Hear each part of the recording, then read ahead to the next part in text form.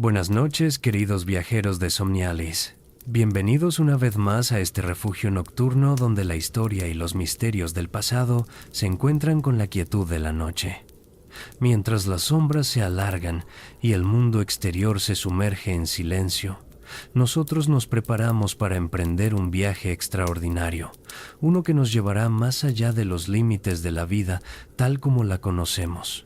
Antes de comenzar, nos encantaría saber, ¿desde qué rincón del mundo nos acompañas esta noche? Cuéntanos en los comentarios si nos escuchas desde México, España, Argentina, Colombia o cualquier otro lugar donde la curiosidad por lo desconocido te mantiene despierto.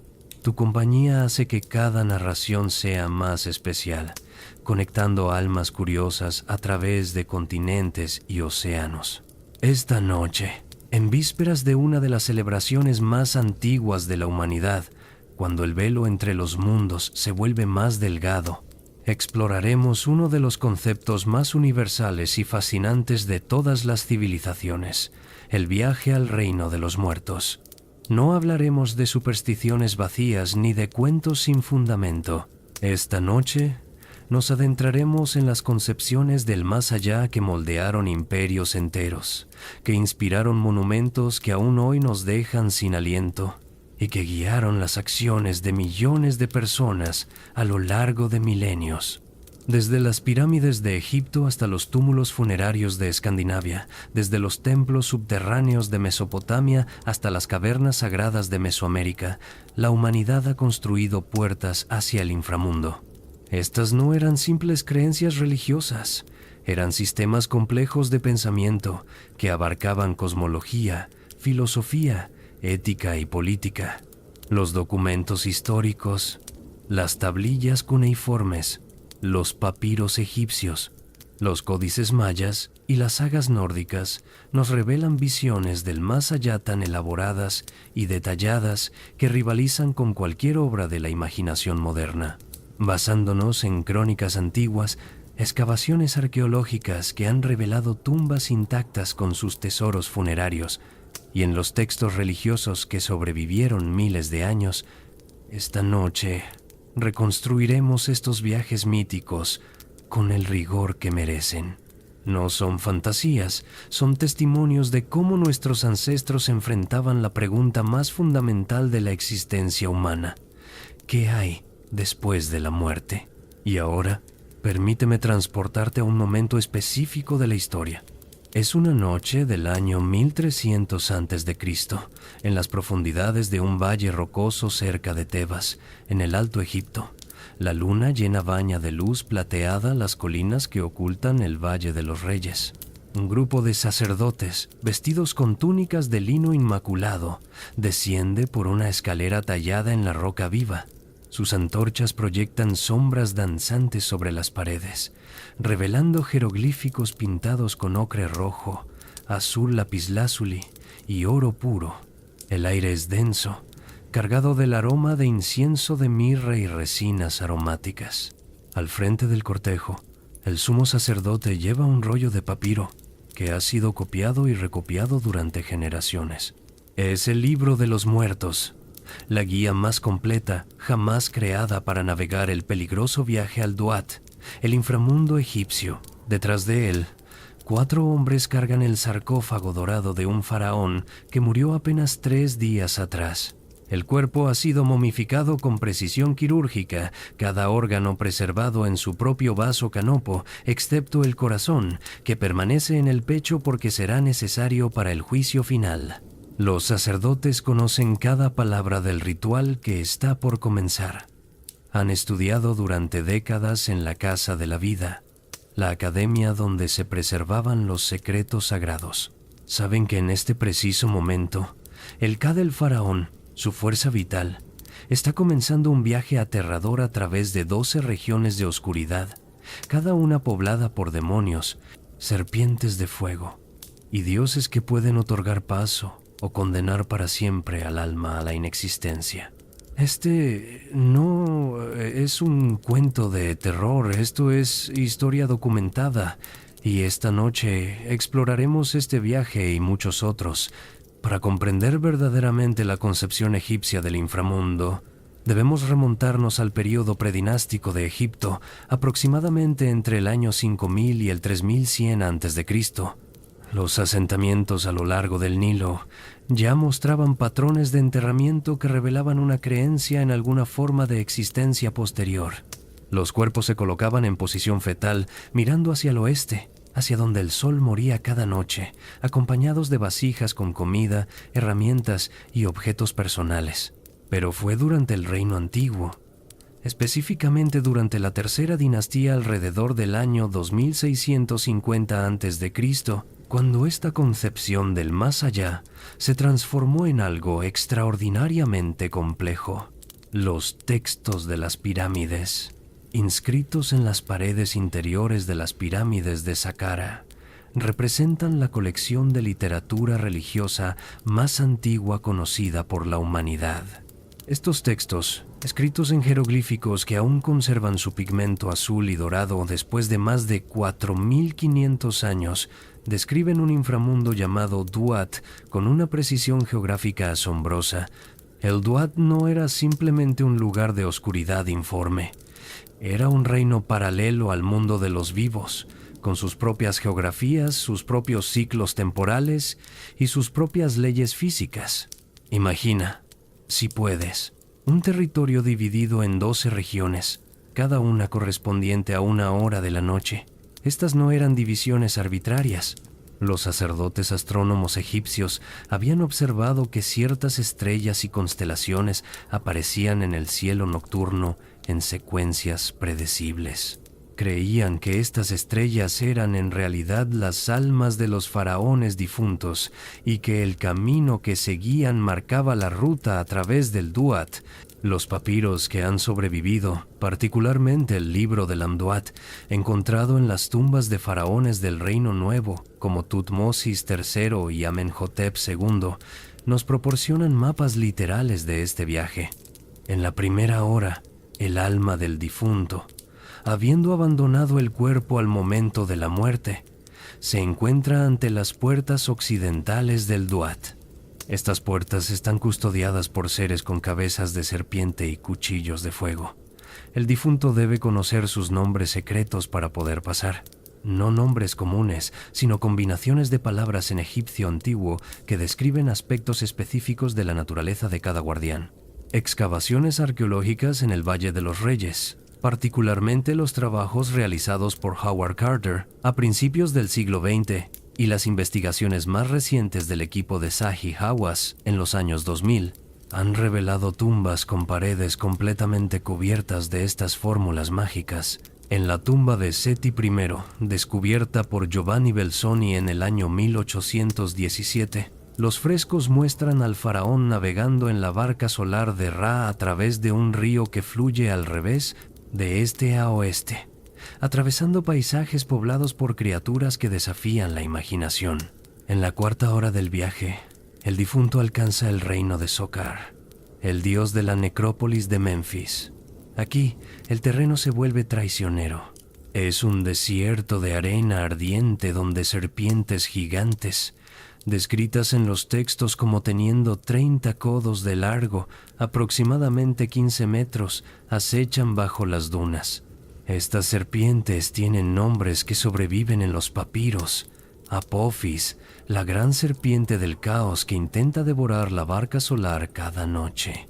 Los textos describen cómo los dioses deben encadenar a Apophis con hechizos poderosos pronunciados por Isis y Neftis para permitir que Ra, y con él el alma del difunto, continúe su viaje. La sexta hora marca el punto más profundo del Duat, el lugar de mayor peligro pero también de mayor transformación. Aquí, en las profundidades absolutas, lejos de cualquier luz del mundo de los vivos, ocurre algo extraordinario. Los textos funerarios lo describen como el momento en que el cuerpo de Ra, envejecido y debilitado por su viaje nocturno, se une con su propio cadáver en la tumba de Osiris. Este es un concepto filosófico profundo. La muerte no como final, sino como preludio a la renovación. El sol debe morir completamente para poder renacer. Los sacerdotes egipcios basándose en observaciones astronómicas meticulosas registradas en documentos como el calendario de Elefantina del año 2000 a.C., entendían que este ciclo era universal. Cada amanecer era una resurrección. Y si Ra podía morir y renacer cada día, entonces el faraón, identificado con Ra en la muerte, también podía hacerlo. Pero había una condición crítica. El difunto debía superar el juicio de Osiris, descrito en el capítulo 125 del Libro de los Muertos. Este no era un tribunal simbólico. Los papiros lo describen con precisión arquitectónica. Una sala de 2 pilares, llamada la Sala de las Dos Verdades, donde 42 dioses jueces se sientan en estrados elevados. En el centro, una balanza de oro sostenida por Anubis, el dios con cabeza de chacal, el guardián de los muertos. En un platillo de la balanza, el corazón del difunto, extraído del cuerpo momificado mediante un proceso ritual. En el otro platillo, una pluma de avestruz, el símbolo de Maat, la diosa de la verdad, la justicia y el orden cósmico. Los jeroglíficos preservados en las paredes de las tumbas nos dan las palabras exactas que el difunto debía pronunciar. La confesión negativa, una lista de 42 pecados que el difunto jura no haber cometido. No he matado, no he robado, no he causado sufrimiento, no he contaminado el agua del río, no he engañado en las medidas del grano.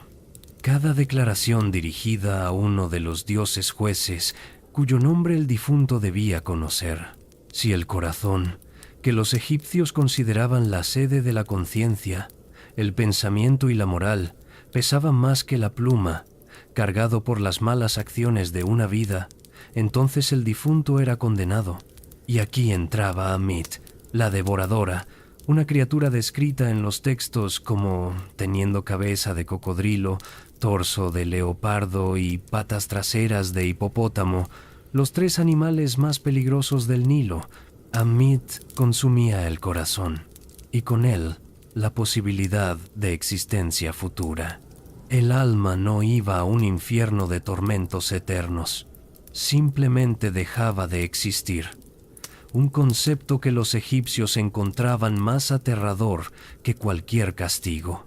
Pero si el corazón equilibraba la balanza, si el difunto había vivido según Maat, entonces Osiris, sentado en su trono con la corona Atef y portando el cetro Eka y el mayal Necaja, símbolos de autoridad real, pronunciaba el veredicto, justificado de voz.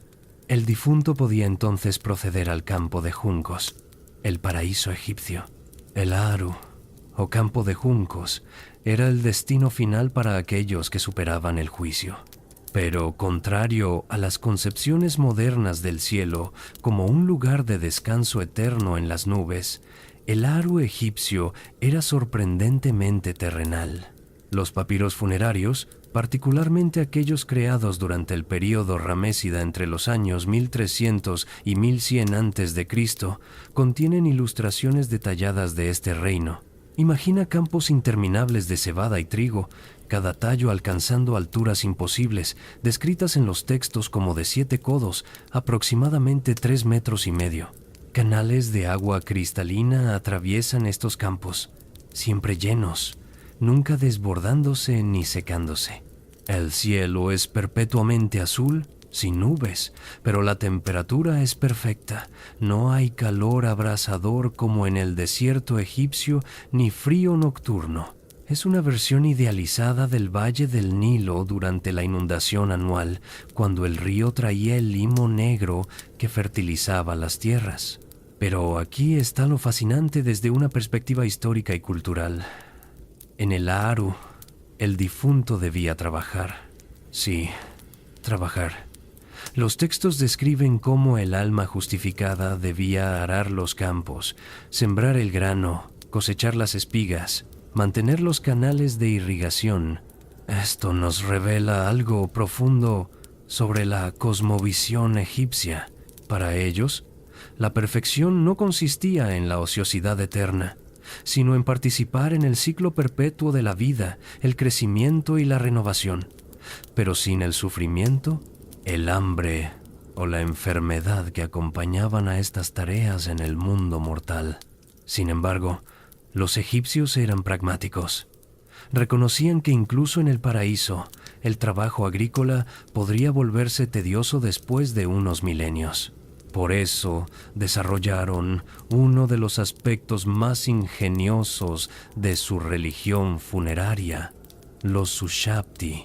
Estas pequeñas figuras, generalmente de fayenza azul o verde, madera de sicómoro o piedra caliza, se colocaban en las tumbas por docenas, a veces por cientos.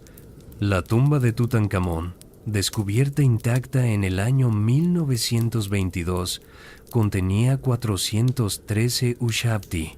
Cada Ushabti llevaba inscrito en su cuerpo el capítulo 6 del Libro de los Muertos, un hechizo específico que los animaba en el más allá.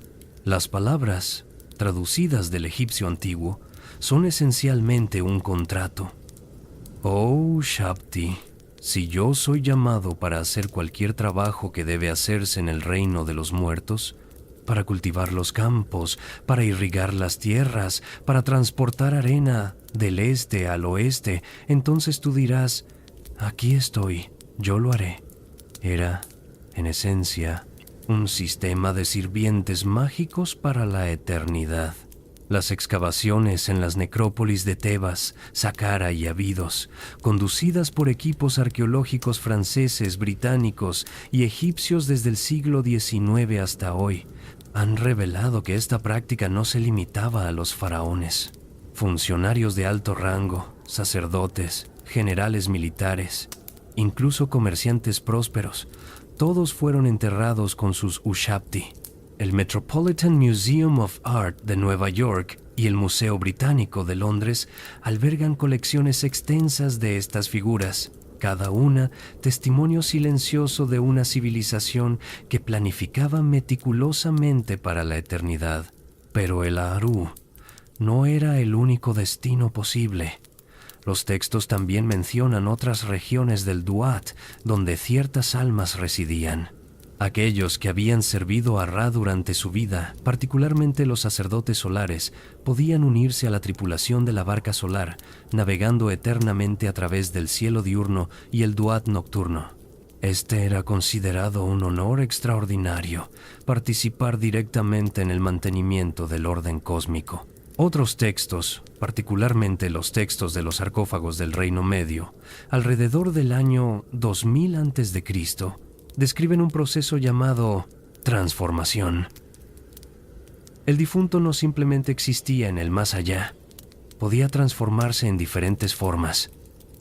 Los hechizos específicos permitían al Ba, el aspecto del alma que representaba la personalidad y el carácter, tomar forma de pájaro con cabeza humana, usualmente representado como un halcón o una garza. En esta forma, el Ba podía volar entre el mundo de los vivos y el de los muertos, visitando la tumba durante el día para recibir ofrendas. Esta creencia explica el diseño arquitectónico de las tumbas egipcias. La cámara funeraria, donde reposaba la momia, estaba sellada permanentemente después del entierro, pero había una cámara separada, accesible desde el exterior, decorada con escenas de banquetes y ofrendas, donde los sacerdotes funerarios y los familiares traían comida, bebida, incienso y flores. No era que los muertos necesitaran físicamente estos objetos, sino que el Ka, otra manifestación del alma, podía absorber la esencia vital de las ofrendas. Los contratos de servicio funerario, escritos en papiros y ostraca, fragmentos de cerámica usados como material de escritura barato, que sobreviven en los archivos de Deir el-Medina, el pueblo de los trabajadores que construyeron las tumbas reales, nos muestran que las familias establecían acuerdos formales con sacerdotes para mantener estas ofrendas durante generaciones. Algunos contratos estipulaban ofrendas diarias, otros semanales o mensuales. El más largo que se ha encontrado garantizaba servicios funerarios durante 100 años después de la muerte del contratante. Este sistema revela una economía religiosa compleja. Los templos poseían vastas extensiones de tierra agrícola, donadas específicamente para financiar cultos funerarios. Los templos de Karnak y Luxor, cuyos relieves han sido estudiados extensivamente por egiptólogos como James Henry Breasted en el siglo XX, muestran listas de propiedades dedicadas a mantener los cultos de faraones muertos siglos antes. Era una forma de seguro de inmortalidad financiada mediante bienes raíces. Pero ¿qué pasaba si las ofrendas cesaban? Si la tumba era olvidada o saqueada. Los egipcios tenían respuestas para esto también. Los textos mencionan que el difunto podía vivir de las palabras, es decir, de los hechizos inscritos en las paredes de la tumba. Mientras los jeroglíficos permanecieran intactos y legibles, el difunto podía extraer sustento mágico de ellos. Esto explica por qué los constructores de tumbas invertían tanto esfuerzo en grabar textos profundamente en la piedra, usando cinceles de cobre endurecido y más tarde de bronce, asegurándose de que cada signo fuera perfecto. Y aquí llegamos a uno de los aspectos más perturbadores de la religión funeraria egipcia, uno que revela sus profundas ansiedades sobre la muerte permanente. Los textos hablan de una segunda muerte, un concepto aterrador. Si la memoria del difunto se perdía completamente, si su nombre era borrado de todos los monumentos, si nadie pronunciaba su nombre en ofrendas, si su momia era destruida, entonces el difunto moría nuevamente, esta vez definitivamente. El alma se desintegraba, se convertía en nada. Este miedo explica las prohibiciones severas contra la profanación de tumbas. Los textos legales del Reino Nuevo, particularmente los registros del tribunal de Deir el-Medina, que juzgó a ladrones de tumbas durante el reinado de Ramsés IX, alrededor del año 1100 a.C., muestran que el castigo por saquear una tumba no era simplemente por el robo de objetos valiosos, sino por el acto de destruir la eternidad del difunto. Los culpables, cuando eran atrapados, enfrentaban tortura, mutilación y ejecución mediante empalamiento. Irónicamente, a pesar de estas precauciones, pocas tumbas escaparon al saqueo. Los arqueólogos estiman que más del 99% de las tumbas del Valle de los Reyes fueron saqueadas en la antigüedad, la mayoría dentro de los primeros 100 años después del entierro. Solo tumbas que fueron olvidadas, cubiertas accidentalmente por escombros o inundaciones de lodo, como la de Tutankamón, sobrevivieron intactas. El sueño egipcio de inmortalidad garantizada, tan meticulosamente planificado, fue en su mayoría frustrado por la codicia humana. Mientras los egipcios construían sus elaborados sistemas de vida después de la muerte en las arenas del norte de África, al este, en las tierras entre el Tigris y el Éufrates, otra civilización contemplaba el misterio de la muerte con una perspectiva radicalmente diferente. Los pueblos de Mesopotamia, sumerios, acadios, babilonios y asirios compartían una visión del más allá que era, en casi todos los sentidos, el opuesto del optimismo egipcio. Para comprender la concepción mesopotámica del inframundo, debemos remontarnos a las primeras ciudades-estado sumerias, alrededor del año 3500 a.C. Las tablillas cuneiformes más antiguas que mencionan el más allá provienen de la ciudad de Uruk, la metrópolis del cuarto milenio antes de Cristo, donde la escritura misma estaba naciendo. Estos primeros textos, grabados en arcilla húmeda con estiletes de caña, ya mencionan un lugar llamado Kur en sumerio, o Kigal, la Gran Tierra, el reino de los muertos. A diferencia del Duat egipcio, con sus múltiples regiones y posibilidades de transformación, el Kigal era un lugar de uniformidad desoladora. Estaba ubicado, según los textos cosmológicos, debajo de la tierra de los vivos, más allá de las aguas dulces del Apsu, el abismo primordial. Para llegar allí, el espíritu del difunto, llamado Yidim en sumerio o Etemu en acadio, Debía cruzar el río Ubur, cuyas aguas eran descritas en los textos como pestilentes y amargas. La epopeya de Gilgamesh, uno de los textos literarios más antiguos de la humanidad, escrita en su forma más completa durante el período paleobabilónico alrededor del año 1800 a.C., pero con raíces que se remontan 500 años antes, contiene descripciones vividas del Kigal. En la tablilla 7 del poema Enkidu, el compañero de Gilgamesh tiene una visión profética del inframundo poco antes de su muerte. Sus palabras, preservadas en docenas de copias de tablillas encontradas en las bibliotecas de Nínive, Babilonia y otras ciudades, pintan un cuadro sombrío. Enkidu describe una casa de la que nadie que entra vuelve a salir, un camino del cual no hay regreso, un lugar donde los moradores están privados de luz, donde el polvo es su comida y la arcilla su alimento. Están vestidos como pájaros, con alas como prendas, y sobre la puerta y el cerrojo yace el polvo espeso. Las excavaciones arqueológicas en sitios como Ur, dirigidas por Leonard Woolley en la década de 1920, y más recientemente en Tel es-Sakan por equipos internacionales, han revelado tumbas que reflejan exactamente estas creencias. A diferencia de las tumbas egipcias rebosantes de tesoros, comida preservada y objetos de lujo, las sepulturas mesopotámicas comunes eran austeras. El cuerpo, raramente momificado, simplemente envuelto en telas de lino o lana, se colocaba en una fosa o en un sarcófago de arcilla cocida. Los ajuares funerarios eran modestos, quizás algunas vasijas con agua, un poco de pan de cebada, objetos personales simples. Esto refleja una aceptación de que la muerte era el final de todo placer, confort y distinción social. Pero aquí está lo fascinante. Incluso dentro de esta visión pesimista había jerarquías. El Kigal tenía su propia estructura social. Estaba gobernado por Ereshkigal, cuyo nombre significa literalmente Reina de la Gran Tierra. Era hermana de Inanna, la diosa del amor y la guerra, pero mientras Inanna reinaba en el cielo brillante, Ereshkigal gobernaba la oscuridad absoluta. Los textos la describen sentada en un trono en el centro del Kigal, rodeada por 7 jueces divinos llamados los Anunnaki, que determinaban los destinos de los muertos. Junto a Ereshkigal estaba su consorte Nergal, un dios complejo asociado tanto con la guerra como con la plaga, pero también con el sol del mediodía en su aspecto más destructivo.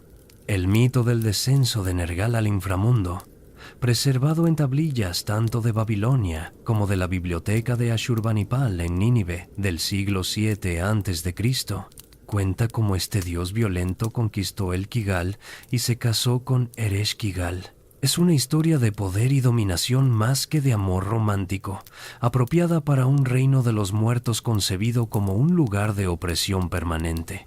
El texto más famoso sobre el inframundo mesopotámico es el Descenso de Inanna, escrito originalmente en sumerio alrededor del año 2100 a.C. Cuenta la historia de cómo la diosa Inanna decidió visitar el reino de su hermana Ereshkigal. El texto describe con precisión arquitectónica las 7 puertas del inframundo.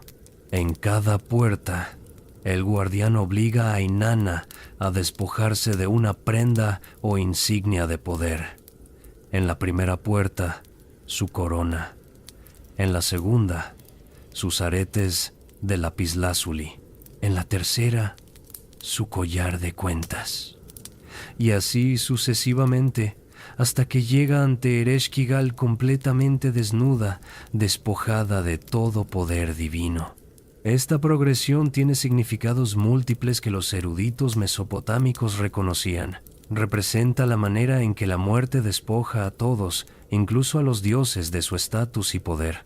Pero también refleja un ritual de iniciación.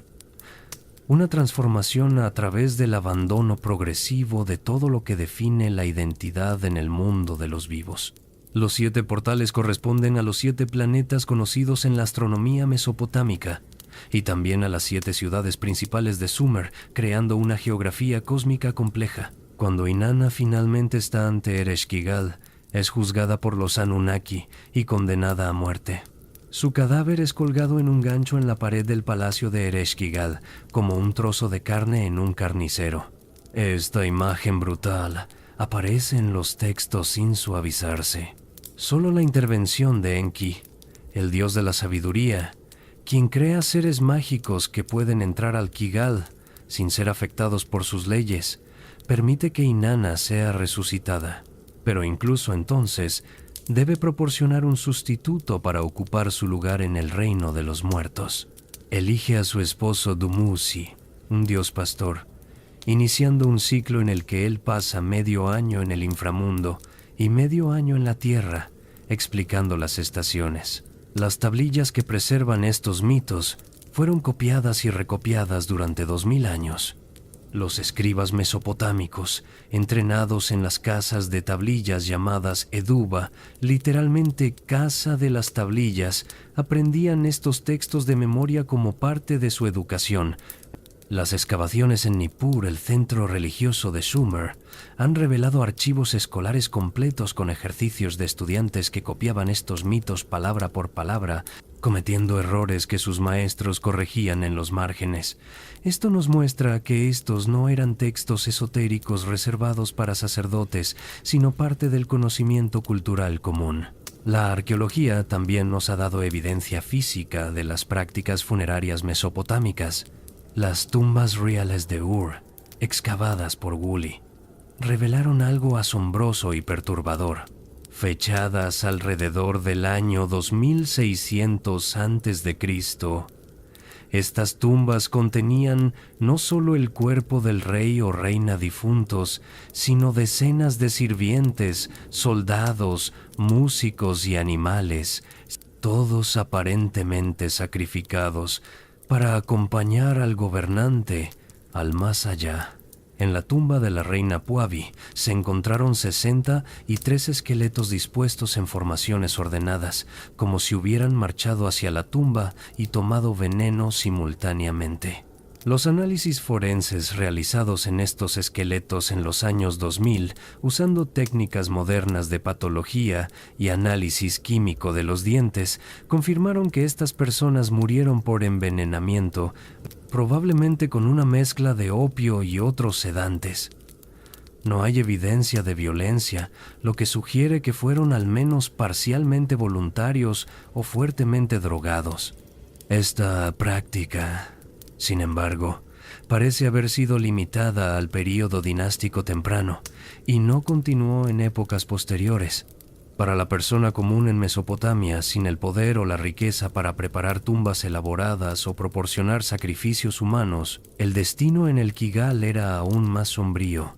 Los textos describen a los muertos vagando eternamente en la oscuridad, sedientos y hambrientos. Su única esperanza de alivio era que sus descendientes vivos realizaran ofrendas regulares de agua y comida. Los rituales Kispu, ceremonias de alimentación de los muertos, eran obligaciones familiares sagradas. Las tablillas legales y económicas de ciudades como Babilonia y Mari, fechadas entre los años 2000 y 500 a.C., mencionan regularmente provisiones para estos rituales. Los testamentos estipulaban que cierta porción de la herencia debía reservarse para mantener ofrendas en la tumba del difunto. Contratos matrimoniales incluían cláusulas obligando a los herederos a realizar estos ritos. El incumplimiento podía resultar en la desheredación y el ostracismo social, pero lo más revelador es lo que los textos dicen que sucede si estos rituales se descuidan. Los espíritus de los muertos no alimentados y no recordados se convertían en Gidimhul, espíritus malignos. Estos Setemu hambrientos salían del Kigal y vagaban por la tierra de los vivos, causando enfermedades, pesadillas y desgracias. Los textos médicos mesopotámicos, particularmente aquellos de la biblioteca de Ashurbanipal, compilados en el siglo VII a.C., pero conteniendo material mucho más antiguo, Atribuyen numerosas enfermedades a la acción de estos espíritus vengativos. Los sacerdotes exorcistas, llamados Ashipu, tenían rituales elaborados para apaciguar o expulsar estos espíritus. Las tablillas de instrucciones para estos rituales, traducidas por asiriólogos como Erika Reiner y Walter Farber, describen ceremonias que podían durar días. Incluían la fabricación de figurillas de arcilla o cera representando al espíritu, la recitación de encantamientos en acadio antiguo o incluso en sumerio arcaico, que pocos ya entendían pero que se consideraba más poderoso por su antigüedad, y ofrendas de alimentos, incienso de cedro del Líbano y libaciones de cerveza de cebada y vino de dátil. Lo fascinante es que estos textos muestran una comprensión sofisticada de la psicología del duelo y el trauma. Muchos de los síntomas atribuidos a los espíritus malignos corresponden a lo que hoy reconoceríamos como depresión, ansiedad y trastorno de estrés postraumático. Los rituales de exorcismo funcionaban en parte como terapia estructurada, dando a las personas un medio para procesar el dolor de la pérdida y la culpa por no haber cumplido con sus obligaciones hacia los muertos. Esta visión sombría del más allá mesopotámico contrasta dramáticamente con el optimismo egipcio. Mientras los egipcios construían eternidades doradas en los campos de juncos, los mesopotámicos aceptaban que la muerte era el final de todo lo bueno. Esta diferencia filosófica profunda se refleja en toda su cultura. La epopeya de Gilgamesh concluye con el héroe reconociendo que la inmortalidad es imposible para los mortales. Su legado debe ser lo que construye en vida, las murallas de Uruk que protegerán a generaciones futuras. Es una filosofía profundamente humanista y, en cierto modo, más moderna que la religión egipcia. Cruzamos ahora el Mediterráneo hacia el mundo griego antiguo, donde encontramos otra concepción del más allá que evolucionó dramáticamente a lo largo de más de 1000 años. Los griegos de la época homérica, alrededor del siglo VIII a.C., tenían una visión del inframundo que en algunos aspectos recordaba a la mesopotámica, pero que con el tiempo desarrollaría una complejidad moral y filosófica única. Nuestras fuentes más antiguas son los poemas homéricos, la Ilíada y la Odisea, compuestos probablemente entre los años 750 y 700 a.C., aunque basados en tradiciones orales que se remontaban varios siglos más. En el libro 11 de la Odisea, llamado la Nequia, Odiseo viaja al borde del mundo conocido para invocar los espíritus de los muertos y consultar al vidente Tiresias. La descripción que Homero proporciona de este viaje es nuestra primera ventana detallada al Hades griego. Odiseo navega más allá de las columnas de Heracles, el actual estrecho de Gibraltar, hasta llegar a la tierra de los cimerios, un pueblo que vive en niebla perpetua donde el sol nunca brilla. Allí, en la costa del río Océano que los griegos creían rodeaba toda la tierra habitable, encuentra la entrada al Hades. Debe cavar una zanja, sacrificar ovejas negras y llenar la zanja con su sangre. Los espíritus de los muertos, atraídos por la sangre fresca que momentáneamente les devuelve la conciencia y la memoria, emergen de las profundidades. La conversación de Odiseo con Aquiles es particularmente reveladora. Aquiles, el más grande guerrero de los griegos en Troya, le dice algo sorprendente. «No intentes consolarme por la muerte, glorioso Odiseo. Preferiría ser el sirviente de otro hombre, de un hombre pobre que apenas tiene sustento, y estar vivo en la tierra, que ser rey sobre todos los muertos que han perecido». Estas palabras, en boca del héroe más glorificado de Grecia, reflejan la visión homérica de que incluso la existencia más miserable en vida es preferible a la muerte. Homero describe a las sombras de los muertos, llamadas Psychai, como imágenes de mortales agotados.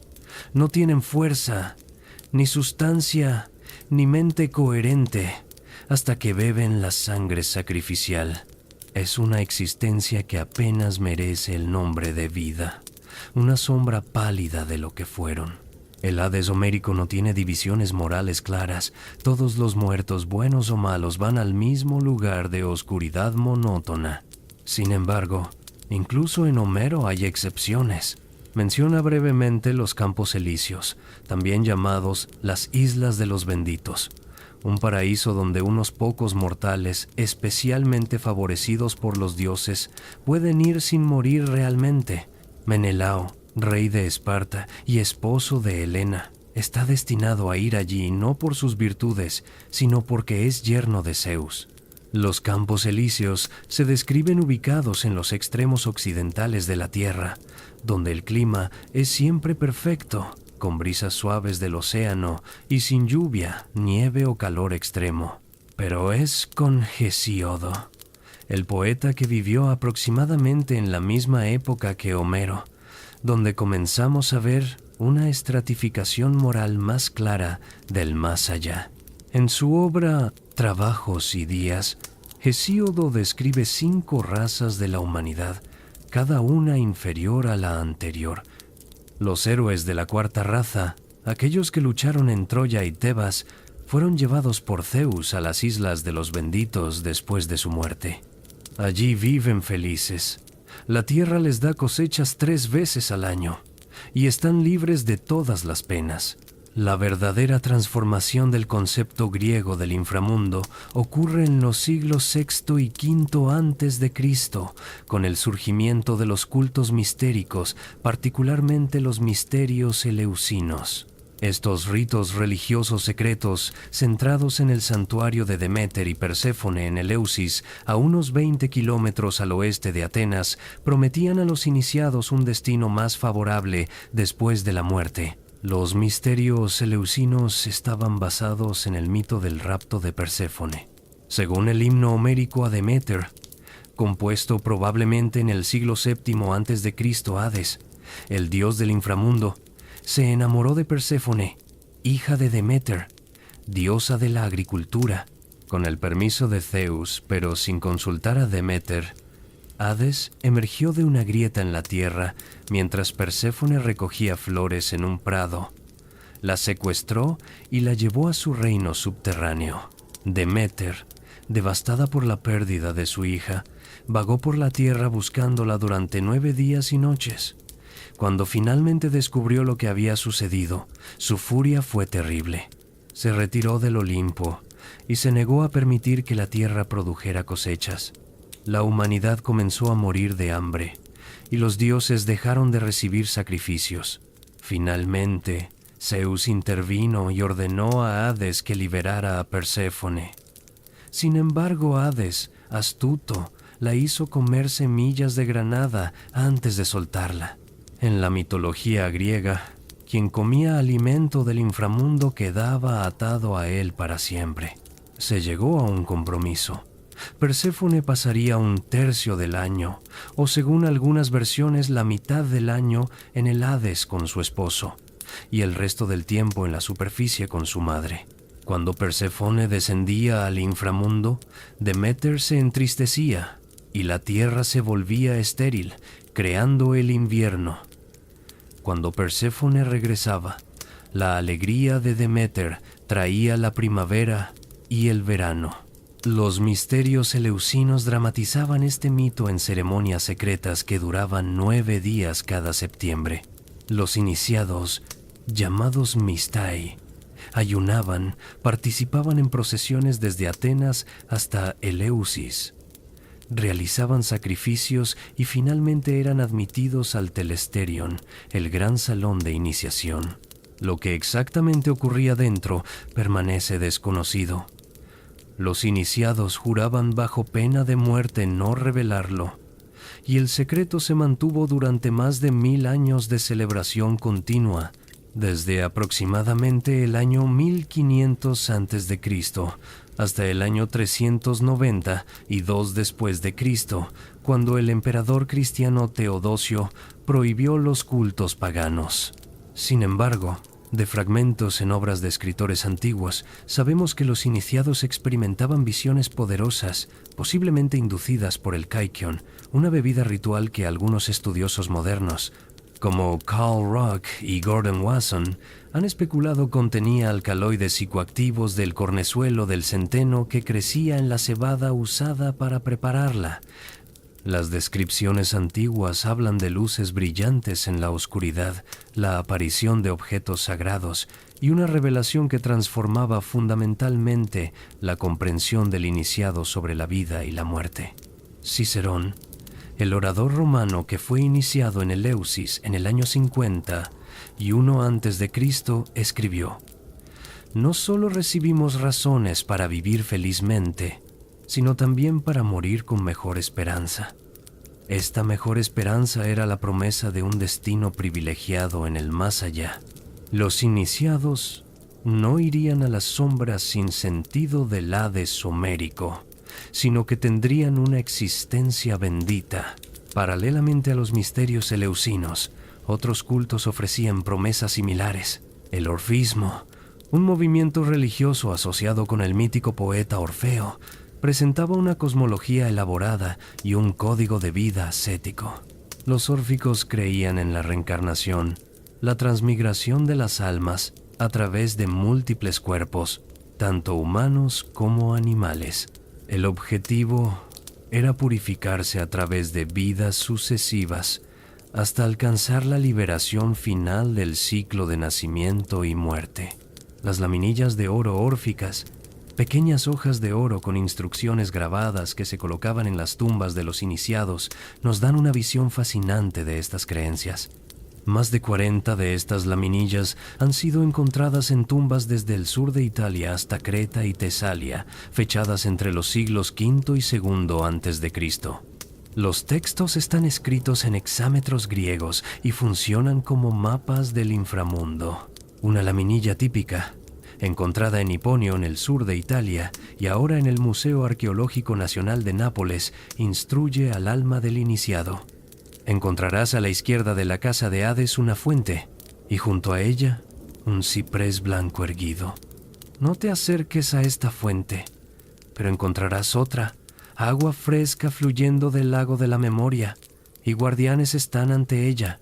Diles: soy hijo de la tierra y del cielo estrellado, pero mi linaje es del cielo. Esto lo sabéis vosotros mismos, pero estoy seco de sed y pereciendo. Dadme rápidamente agua fresca que fluye del lago de la memoria, y ellos te darán de beber de la fuente divina, y después gobernarás entre los otros héroes. Estas instrucciones precisas revelan una geografía detallada del inframundo órfico. Hay 2 fuentes. Una, la del olvido. Probablemente la fuente Lete, mencionada en otras fuentes, hace que quien beba de ella olvide su vida anterior y se prepare para la reencarnación. La otra, la fuente Mnemosyne, o memoria, permite al iniciado retener conocimiento de sus vidas pasadas, y con ese conocimiento, escapar del ciclo de reencarnación. Los guardianes que desafían al alma no son hostiles. Simplemente están probando si el alma merece beber. La respuesta correcta: soy hijo de la tierra y del cielo estrellado, pero mi linaje es del cielo. Es una declaración teológica compleja. Reconoce que el cuerpo humano viene de la tierra, pero el alma es de origen divino celestial. Esta creencia en la naturaleza dual de la humanidad, con un componente divino atrapado en materia mortal, influiría profundamente en el pensamiento filosófico griego posterior, particularmente en Platón. Platón, en el siglo IV a.C., sintetizó estas diversas tradiciones en una visión filosófica del más allá. En el mito de al final de la República, y en el Fedón, donde describe la muerte de Sócrates, Platón presenta un inframundo con divisiones morales claras. Las almas justas ascienden a reinos celestiales de belleza perfecta, mientras las almas injustas descienden a lugares de castigo. El Tártaro, mencionado brevemente por Homero como una prisión para los titanes derrotados, se convierte en el lugar de castigo para los mortales malvados. Platón y escritores posteriores como Virgilio en la Eneida describen el Tártaro con detalles espantosos. Está rodeado por el río Flegetonte, cuyas aguas son de fuego. Dentro, los criminosos más terribles sufren tormentos eternos adaptados a sus crímenes específicos. Tántalo, que sirvió la carne de su hijo a los dioses en un festín, está condenado a sufrir hambre y sed eternas. Está de pie en un lago de agua fresca que se retira cuando intenta beber, bajo ramas cargadas de frutas que se alejan cuando intenta alcanzarlas. Sísifo, quien engañó a los dioses repetidamente, debe empujar una roca gigante hasta la cima de una colina, solo para que ruede hacia abajo justo antes de llegar a la cima, repitiendo la tarea eternamente. Ixión, quien intentó seducir a Hera, está atado a una rueda de fuego que gira sin cesar. Estos castigos no son venganzas arbitrarias, sino representaciones simbólicas de las consecuencias naturales de sus crímenes. Tántalo, quien abusó de la hospitalidad divina, es privado eternamente de hospitalidad. Sísifo, quien pensó que podía superar la muerte con astucia, realiza una tarea que nunca puede completar exitosamente. Ixión, quien deseaba lo prohibido, está atado eternamente a la representación simbólica de su deseo insaciable. La topografía del Hades griego, tal como evolucionó en el período clásico, es compleja. El reino está dividido en varias regiones: el Érebo, la oscuridad primordial donde las almas ingresan primero; los campos de Asfódelos, donde las almas ordinarias vagan sin propósito particular, ni felices ni atormentadas; el Tártaro, el lugar de castigo; y los campos elíseos, el paraíso para héroes y almas justas. Para llegar al Hades, las almas deben cruzar 5 ríos: el Aqueronte, el río del dolor; el Cosito, el río del lamento; el Flegetonte, el río de fuego; el Lete, el río del olvido; y el Estigia, el río del odio, por el cual los dioses juran sus juramentos más sagrados. El barquero Caronte transporta las almas a través del Estigia, pero solo si han sido enterradas apropiadamente y pueden pagar su tarifa, un óbolo, una moneda pequeña colocada en la boca del difunto durante el entierro. Las excavaciones arqueológicas en necrópolis griegas de Atenas, Corinto y ciudades de Magna Grecia en el sur de Italia han confirmado esta práctica. Los esqueletos frecuentemente tienen monedas en la boca o en las manos. Algunas tumbas contienen 2 monedas, una para el viaje de ida al Hades y otra, optimistamente, para el viaje de regreso que nunca ocurriría. En la entrada del Hades yace Cerbero, el perro de 3 cabezas que custodia las puertas. Permite que todas las almas entren, pero ninguna sale. Solo unos pocos héroes míticos lograron engañarlo o vencerlo. Heracles, como su 12º trabajo, capturó a Cerbero y lo llevó a la superficie antes de devolverlo. Orfeo, con su música divina, adormeció al guardián para rescatar a su esposa Eurídice, aunque finalmente fracasó en devolverla al mundo de los vivos, porque miró hacia atrás antes de salir completamente del Hades, violando la única condición que le habían impuesto. Esta concepción griega del inframundo, con sus divisiones morales, sus castigos específicos para crímenes específicos y su posibilidad de recompensa para los justos, influiría profundamente en el pensamiento occidental posterior, particularmente en las concepciones cristianas del cielo y el infierno que se desarrollarían en los siglos venideros. Viajamos ahora hacia el norte, hacia las tierras frías de Escandinavia, donde los pueblos germánicos y nórdicos desarrollaron su propia cosmología compleja del más allá. Lo que sabemos de las creencias nórdicas sobre la muerte proviene principalmente de 2 fuentes: las sagas islandesas escritas en los siglos XIII y XIV después de Cristo, pero basadas en tradiciones orales mucho más antiguas, y las evidencias arqueológicas de enterramientos que se remontan a la edad del hierro escandinava, desde aproximadamente el año 500 a.C. La fuente literaria más importante es la Edda prosaica, escrita por el erudito islandés Snorri Sturluson alrededor del año 1220 después de Cristo. Aunque Snorri era cristiano y escribió más de 2 siglos después de la conversión oficial de Escandinavia al cristianismo, tuvo acceso a poemas paganos más antiguos y trabajó meticulosamente para preservar las creencias precristianas.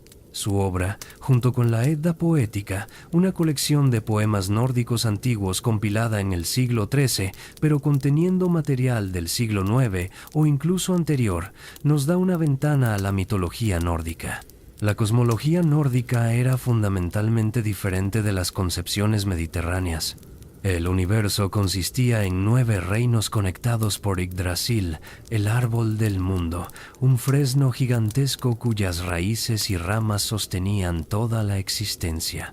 El reino de los muertos no era un solo lugar, sino múltiples destinos dependiendo de cómo y por qué una persona moría. El más famoso de estos reinos es Valhalla, el Salón de los Caídos, ubicado en Asgard, el reino de los dioses Aesir. Valhalla no era el cielo en el sentido cristiano, un lugar de descanso eterno, sino un campo de entrenamiento militar perpetuo. Odín, el padre de todos los dioses, enviaba a sus valquirias, guerreras sobrenaturales montadas en caballos voladores, a los campos de batalla para seleccionar la mitad de aquellos que morían en combate. Estos guerreros elegidos, llamados Einherjar, eran llevados a Valhalla. El Grimnismal, uno de los poemas de la Edda Poética, describe Valhalla con detalles específicos. Tiene 540 puertas, cada una tan ancha que 800 guerreros pueden pasar de frente simultáneamente. El techo está cubierto con escudos dorados, las vigas son lanzas. Los Einherjar pasan cada día luchando entre sí en el patio del salón, cortándose mutuamente en pedazos. Cada noche, al atardecer, todos los muertos durante el día se levantan completamente curados y entran al salón para un festín. Allí, el jabalí divino Saimnir es cocinado cada noche y proporciona carne suficiente para todos los guerreros, sin importar cuántos sean. La cabra Heidrun está sobre el techo de Valhalla, comiendo las hojas de Yggdrasil, y de sus ubres fluye hidromiel infinito que llena jarras para los guerreros. Valquirias hermosas sirven las bebidas y cuidan a los guerreros. Esta imagen de paraíso guerrero no era vanidad ociosa. Los Einherjar se estaban preparando para Ragnarok, el fin del mundo, cuando lucharían junto a Odín contra las fuerzas del caos lideradas por el gigante de fuego Surd y el lobo Fenrir. Era un honor desesperado, porque los textos son claros. En Ragnarok, los dioses y la mayoría de los Einherjar morirán. El mundo será destruido por fuego y agua, y un nuevo mundo emergerá después. Pero los guerreros de Valhalla habrían cumplido su propósito final, luchando hasta el último aliento en defensa del orden cósmico. Freyja, la diosa del amor, la belleza y la fertilidad, pero también asociada con la guerra y la magia Seidr, recibía la otra mitad de los guerreros caídos en su propio salón llamado Folkvanger, campo de la gente o campo del ejército. Los textos dan menos detalles sobre Folkvanger que sobre Valhalla, pero implican que era un lugar de honor similar.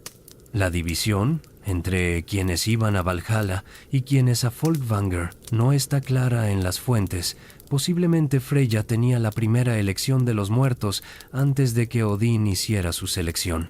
Pero, ¿qué pasaba con aquellos que no morían en batalla?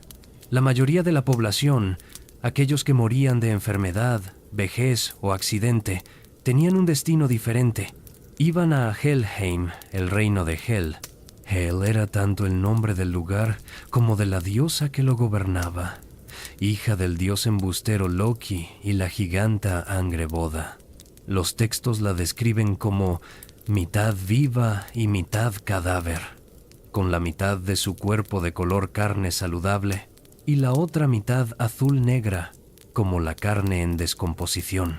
Helheim estaba ubicado en Niflheim, el reino primordial de niebla y hielo, uno de los 9 mundos. Para llegar allí, el espíritu de un difunto debía viajar durante 9 días hacia el norte y hacia abajo. El camino, llamado Helveg, la vía de Hel, era oscuro y peligroso.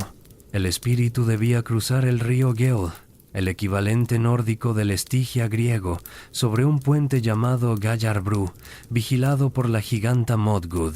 Solo después de cruzar el puente, el espíritu llegaba a las puertas de Helheim, custodiadas por el perro Garmr, similar al cerbero griego. Las descripciones de Helheim en las fuentes son menos detalladas que las de Valhalla, pero la impresión general es de un lugar frío, oscuro y sombrío. No era un lugar de tormento activo como el infierno cristiano o el tártaro griego, sino más bien de existencia disminuida, similar al Hades homérico o al Kigal mesopotámico.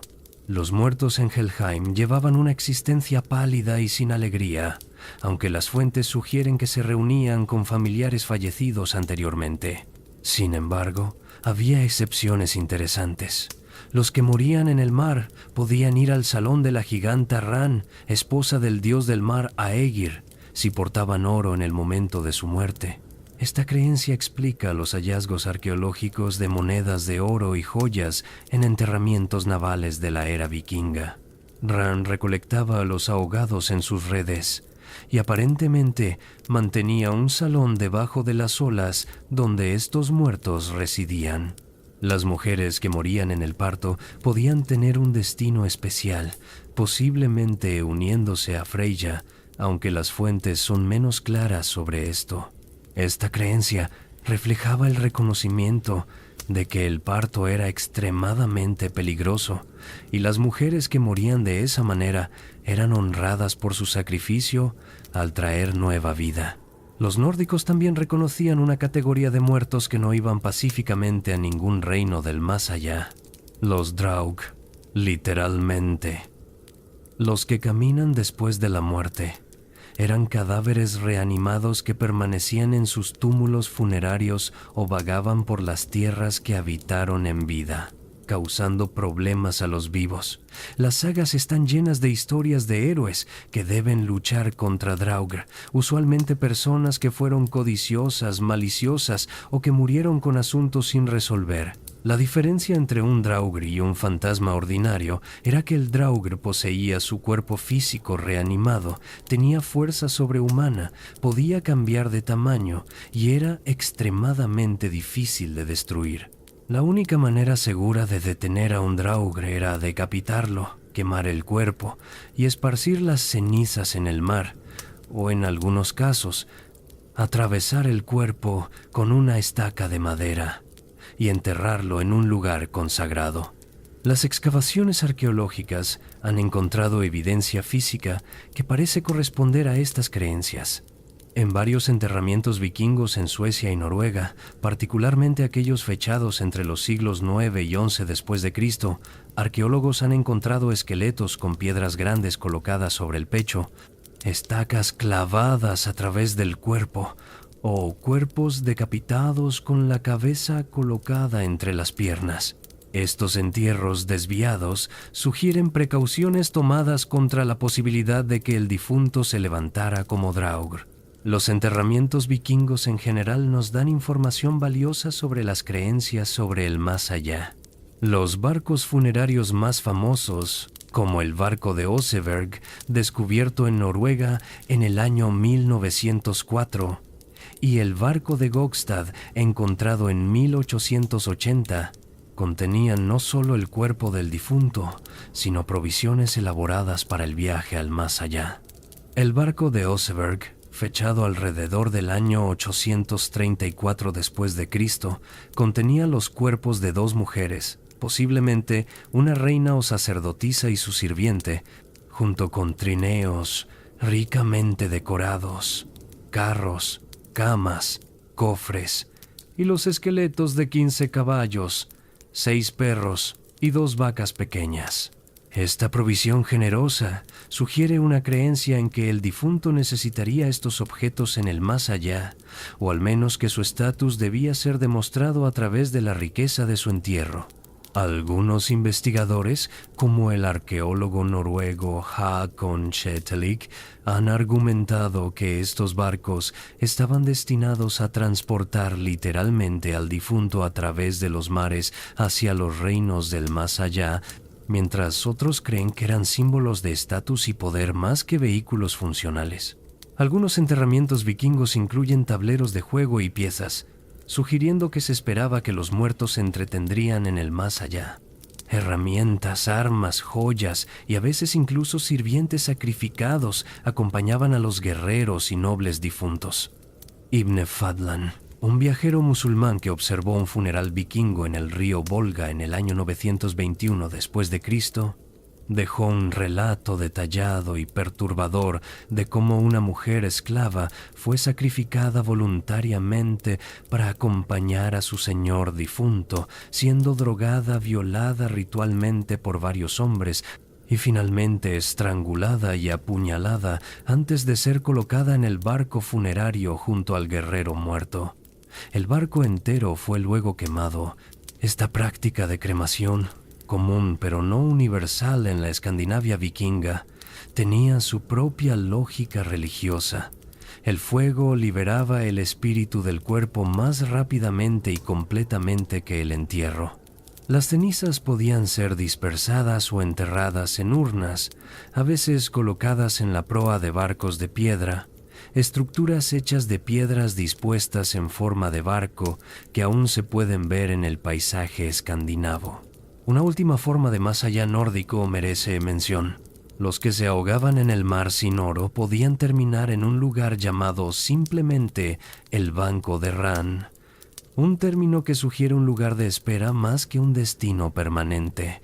Las fuentes no son claras sobre si este era un lugar separado de Helheim o una región dentro de él. Lo que es claro es que la concepción nórdica del más allá era pragmática y variada, reflejando una sociedad guerrera que valoraba el valor en batalla, pero también reconocía otras formas de muerte y vida. No había un solo destino universal, sino múltiples posibilidades dependiendo de las acciones, circunstancias y preparación de cada persona. Cruzamos ahora el Océano Atlántico hacia las Américas, donde las civilizaciones mesoamericanas desarrollaron algunas de las concepciones más complejas y aterradoras del inframundo en toda la historia humana. Estas tradiciones, desarrolladas independientemente de las culturas del Viejo Mundo, comparten, sin embargo, ciertos temas universales, mientras presentan innovaciones únicas. Comenzaremos con los aztecas, o más apropiadamente los mexicas, cuyo imperio dominó el centro de México desde el siglo XIV hasta la conquista española en el año 1521. Los mexicas creían en múltiples destinos después de la muerte, determinados no por la moralidad de la vida de una persona, sino por las circunstancias específicas de su muerte. Esta es una diferencia filosófica fundamental con las concepciones judeocristianas o greco-romanas tardías, donde el comportamiento moral determina el destino del alma. La principal fuente de nuestro conocimiento sobre las creencias funerarias mexicas proviene de los códices que sobrevivieron la conquista española, particularmente el Códice Florentino, compilado por el fraile franciscano Bernardino de Sahagún entre los años 1540 y 1582. Sahagún trabajó con informantes nahuas ancianos que recordaban las prácticas precristianas, y su obra de 12 volúmenes, escrita en náhuatl y español, es un tesoro de información etnográfica. Los guerreros que morían en batalla y las mujeres que morían en el parto, consideradas guerreras por derecho propio porque luchaban para traer nueva vida al mundo, iban a la Casa del Sol en el este. Allí acompañaban a Tonatiuh, el dios Sol, en su viaje diario a través del cielo. Los guerreros masculinos escoltaban al sol desde el amanecer hasta el mediodía. En el cenit, las mujeres muertas en el parto, llamadas Cihuateteo, tomaban el relevo y acompañaban al sol hasta el atardecer. Después de 4 años, estos espíritus privilegiados se transformaban en colibríes y mariposas brillantes, viviendo para siempre entre las flores. Aquellos que morían por ahogamiento, por rayo o por enfermedades asociadas con Tlaloc, el dios de la lluvia y las tormentas, como la hidropesía o la lepra, iban a Tlalocan, el paraíso de Tlaloc. Este era descrito como un lugar de eterna primavera, con abundancia de maíz, chiles, tomates y calabazas. Llovía suavemente pero nunca torrencialmente. Las fuentes describen a los muertos en Tlalocan jugando, riendo y disfrutando de festines perpetuos. Era el destino más deseable después de la Casa del Sol. Los infantes que morían antes de ser destetados iban a un lugar especial llamado Chichihuacuauco, literalmente el árbol nodriza. Este era concebido como un jardín paradisíaco donde un gran árbol goteaba leche de sus ramas para alimentar a los bebés muertos hasta que pudieran renacer en el mundo. Los mexicas creían que estos niños no habían tenido oportunidad de vivir realmente, por lo que merecían una segunda oportunidad. Sus cuerpos no eran cremados como los de los adultos, sino enterrados, a menudo cerca de las casas de sus padres. Pero la mayoría de las personas, aquellas que morían de vejez o enfermedad ordinaria, enfrentaban un destino mucho más desafiante. Iban a Mictlán, el inframundo gobernado por Mictlantecutli, el señor de los muertos, y su esposa Mictecacihuatl. Mictlán estaba ubicado en el norte lejano, en las profundidades de la tierra, y llegar allí requería un viaje de 4 años a través de 9 niveles progresivamente más peligrosos. El Códice Vaticano A, también conocido como Códice Ríos, compilado alrededor del año 1565, describe estos 9 niveles con detalle escalofriante. En el primer nivel, el difunto debía cruzar un río ancho y profundo llamado Chiconahuapan, el río de 9 aguas. Para esto, el difunto necesitaba la ayuda de un perro. Esta creencia explica por qué los mexicas a menudo sacrificaban un perro durante los funerales y lo enterraban con el difunto, o al menos incluían una figurilla de perro en la tumba. Preferiblemente, el perro debía ser de color Xoloitzcuintli, rojo o leonado, porque los textos advierten que los perros blancos dirían «acabo de lavarme y no puedo ensuciarse», mientras que los perros negros dirían «ya he transportado a alguien y estoy demasiado cansado». En el segundo nivel, el difunto debía pasar entre 2 montañas que chocaban constantemente una contra otra, aplastando todo lo que intentaba pasar. La única manera de atravesar era esperar el momento exacto cuando las montañas se separaban momentáneamente y correr. Este motivo de rocas que chocan o mandíbulas del inframundo aparece en muchas mitologías mundiales, desde Jasón y los argonautas hasta cuentos de nativos americanos del norte, sugiriendo un arquetipo profundo del inconsciente colectivo humano, como propuso el psicólogo Carl Jung. El tercer nivel contenía una montaña de obsidiana, vidrio volcánico negro y afilado. El difunto debía escalar esta montaña descalzo, cortándose los pies constantemente. En el cuarto nivel, había un lugar de frío intenso, donde vientos helados como cuchillos de obsidiana cortaban al viajero. Los textos lo llaman Itzehecayan, lugar del viento de obsidiana. El quinto nivel era también un lugar de frío, pero aquí los vientos eran tan fuertes que levantaban banderas hechas de piedra. El difunto debía resistir ser arrastrado por estos vientos sobrenaturales. En el sexto nivel, el espíritu enfrentaba flechas que volaban constantemente desde todas direcciones. Debía esquivarlas o soportar ser atravesado repetidamente. El séptimo nivel estaba habitado por jaguares que devoraban los corazones de los viajeros. Este es particularmente significativo porque los mexicas consideraban al corazón como el asiento de la vida, el tonalli, la fuerza vital individual. que los jaguares devoraran, el corazón representaba una muerte del yo más profunda.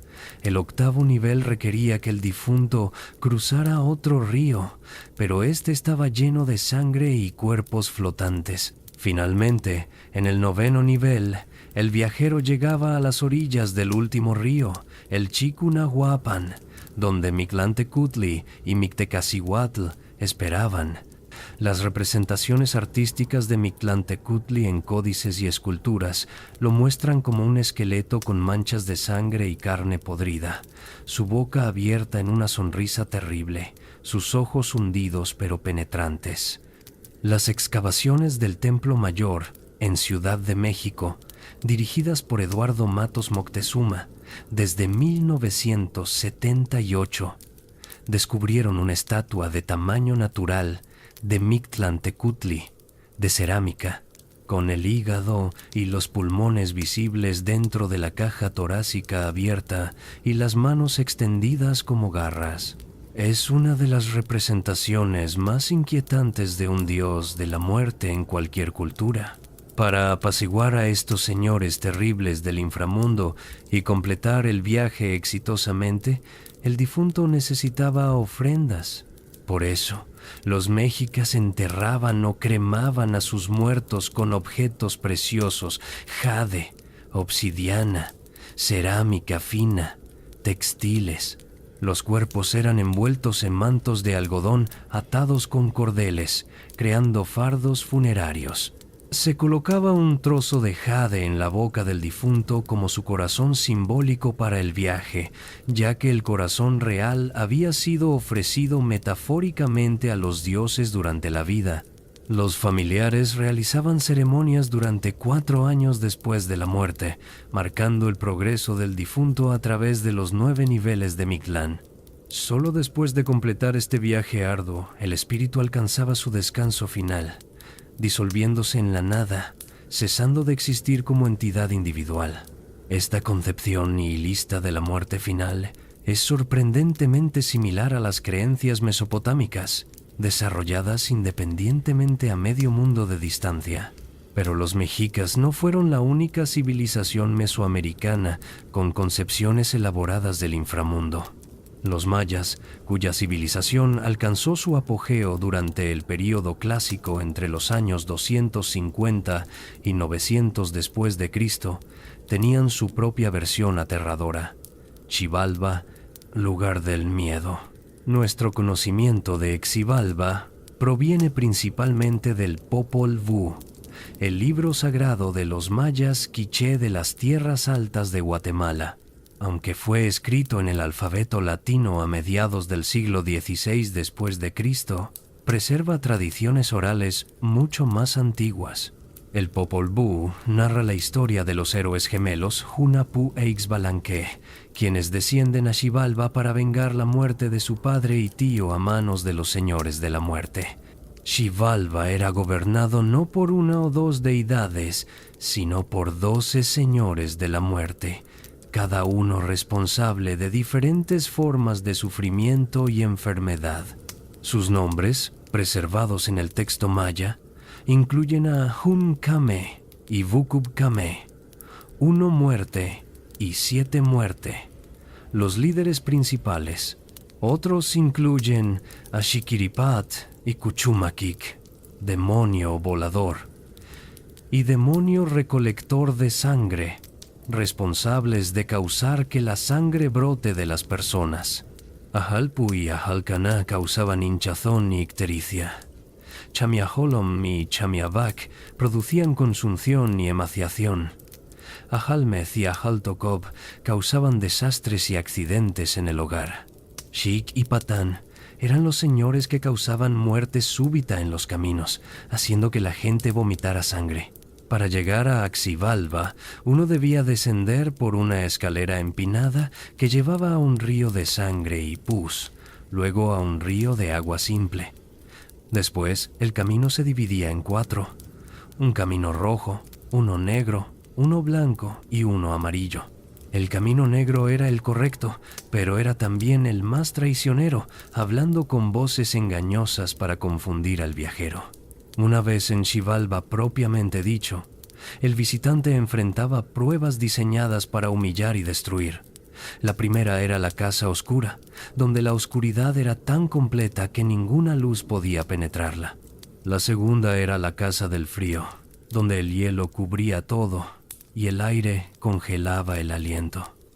La tercera era la casa de los jaguares, llena de grandes felinos hambrientos.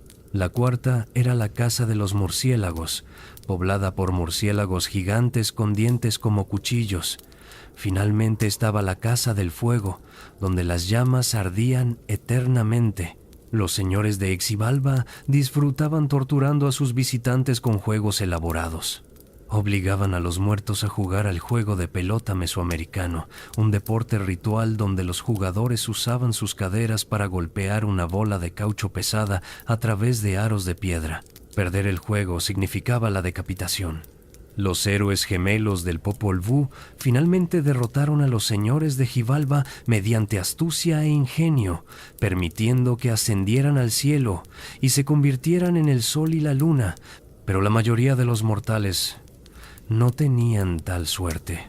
Las excavaciones arqueológicas en sitios mayas han revelado cómo estas creencias se manifestaban en la práctica funeraria. Las tumbas de la realeza maya, como la del rey Pacal el Grande en Palenque, descubierta por el arqueólogo Alberto Ruz Luiller en el año 1952, están ubicadas en cámaras profundas debajo de las pirámides, representando literalmente el descenso al inframundo.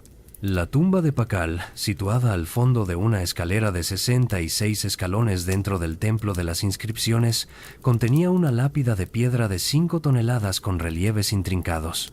Esta lápida muestra al rey en el momento de su muerte, cayendo hacia las fauces abiertas del inframundo, representado como un monstruo de la tierra con características de jaguar y serpiente. Pero del cuerpo del rey crece el árbol del mundo maya, el ceiba sagrado, sugiriendo que incluso en la muerte, el rey mantiene su rol de eje cósmico, conectando el inframundo, la tierra y el cielo. Esta imagen resume la compleja teología maya. La muerte no es el final, sino una transformación, parte del ciclo perpetuo de muerte y renacimiento que sostiene el cosmos. Los mayas enterraban a sus muertos con máscaras de jade, el material más precioso en Mesoamérica, más valioso que el oro. El jade verde representaba el maíz joven, la vida, el aliento vital. Colocar una máscara de jade sobre el rostro del difunto era un intento de preservar su esencia vital, de protegerlo en su viaje peligroso. Las cuentas de jade también se colocaban en la boca, representando nuevamente el maíz y la promesa de renacimiento. Los vasos cerámicos encontrados en tumbas mayas del período clásico, particularmente aquellos con glifos jeroglíficos que los epigrafistas han aprendido a leer en las últimas décadas, a menudo contienen textos que describen el viaje del difunto al inframundo. Algunos vasos muestran escenas de señores de la muerte danzando, de almas siendo juzgadas, de transformaciones que ocurren en las profundidades de Xibalba. Estas no son representaciones genéricas, sino retratos personalizados del difunto, como protagonista de su propio viaje mítico. Los mayas también creían en la transformación post-mortem. Los textos en monumentos de piedra describen a reyes muertos entrando en el camino, un eufemismo para la muerte, pero también hablan de estos mismos reyes manifestándose en eventos astronómicos, particularmente en el planeta Venus, o siendo venerados como dioses ancestrales que continuaban interactuando con los vivos. Esta creencia creaba una continuidad entre pasado y presente, con los ancestros reales funcionando como intermediarios entre los vivos y las fuerzas cósmicas. Más al sur, en el área andina de Sudamérica, los incas tenían sus propias concepciones del más allá. Los incas creían que las almas de los muertos viajaban al Hanampacha, el mundo superior, o al Ucupacha, el mundo inferior, dependiendo de su conducta moral. Pero lo más distintivo de la religión funeraria inca era la práctica de momificar a los muertos y mantenerlos como presencias activas entre los vivos. Las momias de emperadores incas, llamadas malki, no eran enterradas permanentemente, sino mantenidas en palacios, vestidas con ropas finas, alimentadas con ofrendas diarias de comida y bebida, y sacadas en procesión durante festivales importantes.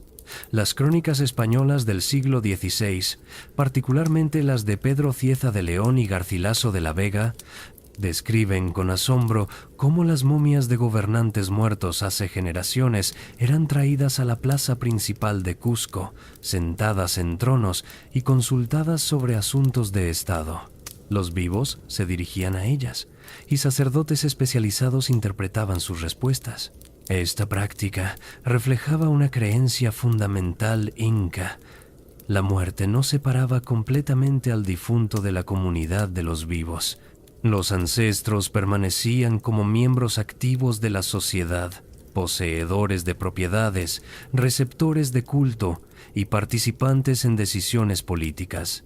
Cuando los españoles finalmente recolectaron y destruyeron la mayoría de estas momias reales en el año 1559 como parte de su campaña de extirpación de idolatrías, los incas lo vieron como el fin definitivo de su civilización, más devastador incluso que la conquista militar.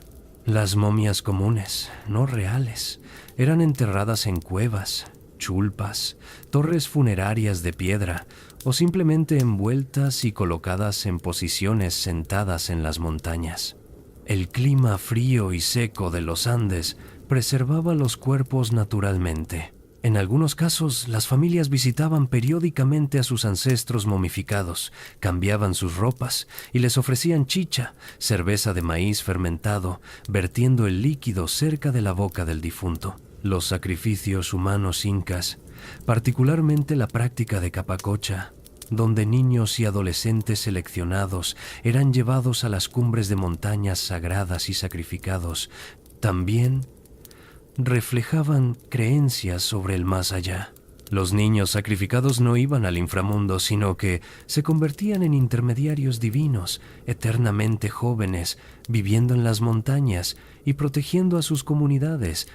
Los cuerpos momificados de estos niños, como la doncella de Yuyayaco, descubierta en 1999 a 6.700 metros de altitud en la frontera entre Argentina y Chile, muestran que fueron tratados con gran honor, vestidos con textiles finos y enterrados con ofrendas valiosas. Todas estas tradiciones americanas, desarrolladas completamente independientes de las del Viejo Mundo, comparten, sin embargo, temas universales: el viaje peligroso, la transformación, la continuidad entre vivos y muertos, y la necesidad de rituales apropiados para asegurar el bienestar del difunto en el más allá. Y así, queridos viajeros de Somnialis, completamos nuestro viaje extraordinario a través de los reinos de los muertos en las mitologías de todo el mundo. Desde las arenas doradas del Aro egipcio hasta la oscuridad eterna del Kigal mesopotámico, desde los salones de festín de Valhalla hasta las pruebas aterradoras de Xibalba, hemos explorado cómo diferentes civilizaciones, separadas por océanos y milenios, enfrentaron la pregunta más fundamental de la existencia humana: ¿qué hay después? Lo que emerge de este viaje es tanto la diversidad como la unidad del pensamiento humano. Cada cultura creó su propia geografía del más allá, sus propios guardianes y peligros, sus propias recompensas y castigos. Sin embargo, ciertos temas aparecen una y otra vez, como si fueran parte de la estructura profunda de la psique humana. El río que debe cruzarse, el guardián que debe ser aplacado, el viaje peligroso a través de la oscuridad, la posibilidad de transformación, la necesidad de recordar y ser recordado. Estas no son simplemente historias antiguas, reliquias curiosas de épocas supersticiosas. Son testimonios de cómo nuestros ancestros crearon significado frente a la muerte, cómo construyeron sistemas éticos cómo organizaron sociedades enteras alrededor de sus concepciones del más allá. Los egipcios construyeron pirámides que han durado 4500 años. Los mayas crearon ciudades enteras orientadas para reflejar la geografía cósmica del inframundo. Los nórdicos navegaron a océanos desconocidos con la promesa de Valhalla dándoles valor. Los incas momificaron a sus ancestros y los mantuvieron presentes en la vida diaria. Y aunque nosotros, en el mundo moderno, podemos no compartir estas creencias literales, seguimos lidiando con las mismas preguntas fundamentales. ¿Qué le da significado a la vida cuando sabemos que terminará?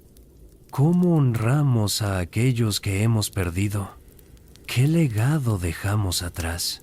Las respuestas de las civilizaciones antiguas, con toda su complejidad mitológica, eran fundamentalmente intentos de responder estas preguntas atemporales. Ahora, antes de dejarnos ir hacia el descanso, nos encantaría saber cuál de estos inframundos te pareció más fascinante. ¿Te gustaría que exploráramos más profundamente alguna tradición específica en futuros episodios?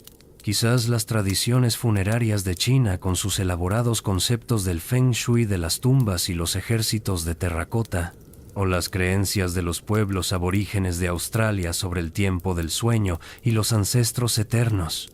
Tal vez las concepciones africanas del más allá, tan variadas como el continente mismo. Cuéntanos en los comentarios, ¿qué temas históricos te interesan más? Si este viaje nocturno a través de los reinos de los muertos te ha resultado valioso, considera suscribirte a Somnialis y activar las notificaciones. Cada noche, exploramos diferentes aspectos de la historia humana con el rigor que merecen, pero con la tranquilidad que necesitas para descansar.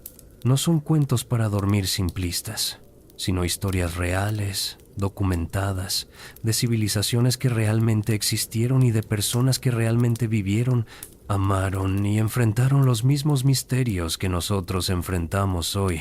Recuerda que puedes escuchar estos episodios mientras te preparas para dormir, dejando que las voces del pasado te acompañen suavemente hacia el descanso. La historia no tiene que ser aburrida o estresante. Puede ser un refugio, un lugar donde encontramos perspectivas sobre nuestras propias vidas al ver el panorama más amplio de la experiencia humana.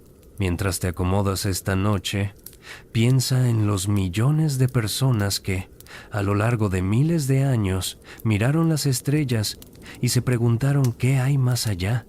Piensa en los sacerdotes egipcios descendiendo a tumbas iluminadas por antorchas, en los guerreros vikingos levantando sus copas en Valhalla, en los sacerdotes mayas descendiendo escaleras hacia las profundidades de sus pirámides.